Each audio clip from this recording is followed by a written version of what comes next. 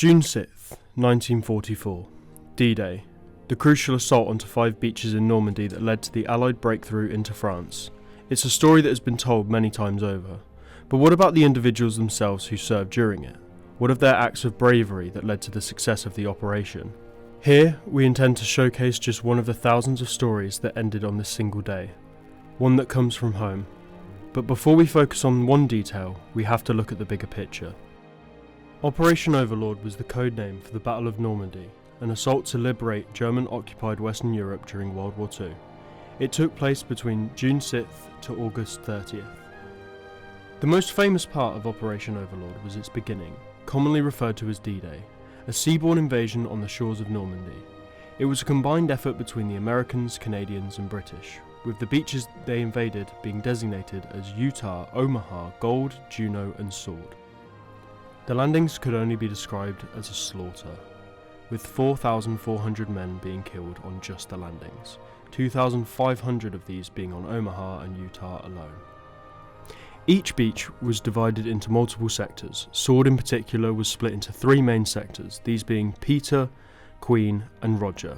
Queen was split into 3 subsectors, known as Queen White, Queen Red and Queen Green. This was because there were 6 main points that needed to be captured on the beaches in order to ensure the operation was successful. The main point for the Queen assault being Point C, designated as Point Cod, also referred to as La Breche. Point Cod was heavily defended, featuring anti-tank 7.5cm Pax 40s, several MG42 emplacements and multiple mortars. Due to Cod being so heavily armed, it was critical that it would be taken sooner rather than later, and during the second wave onto Queen Red at 7:45 am, one man known as Robert Charles Bell-Walker made a sacrifice that led to the breakthrough of Queen Red and the subsequent capture of Cod. In early 1913, Robert Charles Bell-Walker was born in Solihull to Charles and Mildred Bell-Walker. He attended Bloxham School alongside his brother Howard, where he's noted as being a rather talented rugby player. Soon after leaving school, Walker joined the Oxford and Buckinghamshire Light Infantry Division and would later go on to join an officer cadet training unit after graduating in 1940. 1 year after graduation, he joined the 1st Battalion South Lancashire Regiment on the 1st of January 1941. 2 years later in spring 1943, he married his fiancée, Kathleen Barber Muirhead, in Bromley.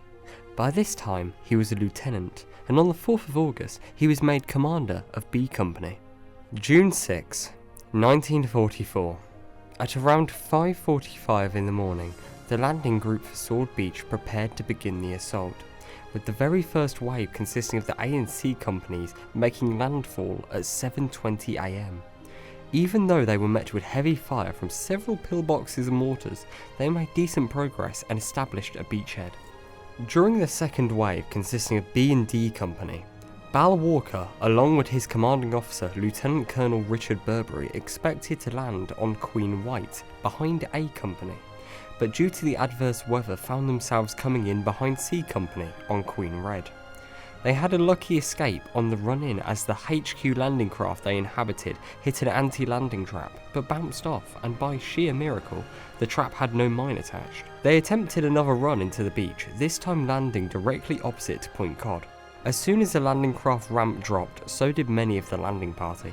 During the frantic scramble out of the boat, Lieutenant Colonel Burberry was struck by MG fire as soon as his boots hit the sand. Witnessing the fate of his commander, Lieutenant Robert Bell-Walker immediately took charge of the company and led them across the sand and up to the seawall in a mad dash. But even in the relative shelter of the seawall, a small MG emplacement kept them pinned down with constant fire. Seeing this, Bell-Walker pulled a grenade from his webbing and ran forward till he was underneath the pillbox before he thrust the bomb through the gunner's slit above him. His men watched as he ducked down before a few seconds passed and a muffled blast came from within, blowing smoke and dust out of the slit. Bell-Walker then rose up and ran around the pillbox, raised his Sten gun and emptied his magazine around the corner of the doorway. But just as he completed this feat, a burst of gunfire came from behind him, originating from Cod itself, and he fell dead into the pillbox, a line of bullets from an MG stitching across his back.